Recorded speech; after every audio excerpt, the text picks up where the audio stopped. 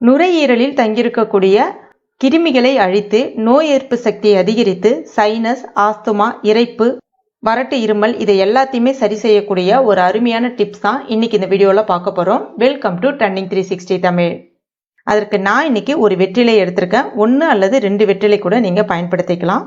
இப்போ இந்த வெற்றிலையை நல்லா சுத்தம் செய்துக்குங்க.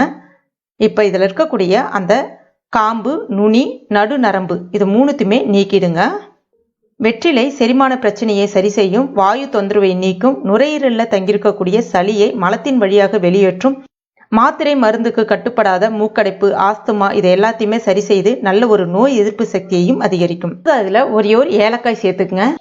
ஏலக்காய் சுவாசம் சம்பந்தமான பிரச்சனைகள் எல்லாத்துக்குமே தீர்வு கொடுக்கும். ஆஸ்துமா, மூக்கடைப்பு இது எல்லாத்தையுமே சரி செய்யும். ஈறு வீக்கம் இது எல்லாத்தையுமே சரி செய்து வாய் துர்நாற்றத்தையும் சரி செய்யும். அடுத்ததா இதில் ஒரு சின்ன கிராம்பு ஒன்று எடுத்துக்கலாம், அதாவது லவங்கம்.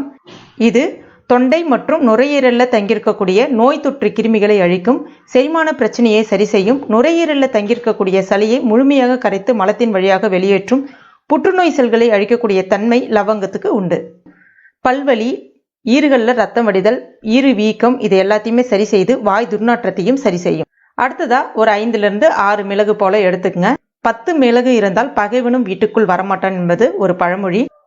மிளகு நம்ம உடம்புல தங்கியிருக்கக்கூடிய நச்சு, கெட்ட கொழுப்பை முழுமையாக கரைத்து வெளியேற்றும், நுரையீரலில் தங்கியிருக்கக்கூடிய நோய் தொற்றை சரி செய்து நுரையீரலை நல்ல சுத்தமாக ஆரோக்கியமாக வைத்திருக்க உதவுது. அது மட்டும் இல்லாமல் தொண்டை கரகரப்பு, மூக்கடைப்பு இது எல்லாத்தையுமே சரி செய்யும்.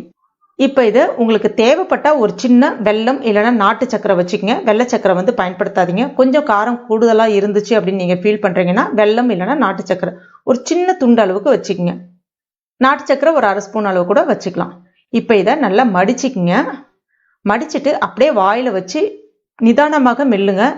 மெல்ல மெல்ல உங்களுக்கு நல்ல உமிழ்நீர் வெளிப்பட ஆரம்பிக்கும். அந்த சாறு, அந்த உமிழ்நீரை நீங்கள் அப்படியே விழுங்கணும், துப்பக்கூடாது. கடைசியாக வரக்கூடிய அந்த நார், அதாவது அந்த சக்கையை துப்பிடுங்க, அதாவது கீழே துப்பிடுங்க. இந்த மாதிரி நீங்கள் ஒரு 3 நாளைக்கு தொடர்ந்து செய்துட்டு வரலாம். இந்த மாதிரி ஃபர்ஸ்ட் நாள் நீங்கள் செய்யும் பொழுதே உங்களுக்கு மூக்கு ஒழுகுதல், சைனஸ், ஆஸ்துமா, இரைப்பு இந்த பிரச்சனைகள் எல்லாமே சரியாகிடும். அது மட்டும் இல்லாமல் வறட்டு இருமல், அதிகப்படியான இருமல் இது எல்லாத்தையுமே சரி செய்யும். உடலை நல்லா சுத்தம் செய்து நுரையீரலில் தங்கியிருக்கக்கூடிய நோய் தொற்றை சரி செய்து நோய் எதிர்ப்பு சக்தியை நல்லா அதிகரிக்கும். கண்டிப்பாக நீங்கள் இந்த டிப்ஸை ட்ரை பண்ணி பாருங்கள். நிச்சயமாக இது உங்களுக்கு பயனுள்ளதாக இருந்திருக்கும். இந்த குறிப்பு அந்த காலத்துலலாம் நம்ம முன்னோர்கள் அதிகமாக பயன்படுத்திய குறிப்பு தான் இது. பயன்படுத்திட்டு மறக்காமல் உங்களுடைய ஃபீட்பேக்கை எனக்கு கொடுங்க.